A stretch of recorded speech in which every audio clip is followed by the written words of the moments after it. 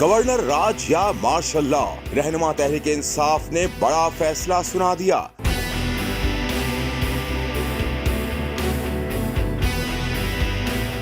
ان دنوں ملک کی سیاسی صورتحال آئے روز تبدیل ہو رہی ہے، جس پر بڑی سیاسی جماعتوں کے رہنما بڑے سے بڑے دعووں کے ساتھ منظر عام پر آ رہے ہیں۔ حال ہی میں سابق وفاقی وزیر اور رہنما تحریک انصاف حماد اظہر کا کہنا ہے کہ الیکشن سے بچنے کے لیے گورنر راج لگانے سے بہتر ہے ملک میں مارشل لا لگا دیں۔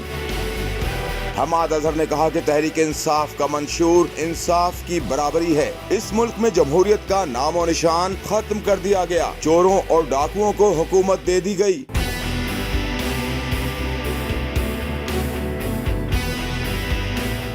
سابق وفاقی وزیر نے کہا کہ آپ ایک بار پھر عمران خان اور پی ٹی آئی کے امیدواروں کو منتخب کریں۔ انہوں نے کہا کہ وسائل کی منصفانہ تقسیم پاکستان تحریک انصاف کا منشور ہے۔ حماد اظہر نے مزید کہا کہ ان چوروں اور ڈاکوؤں کا ہم نے احتساب کرنا ہے۔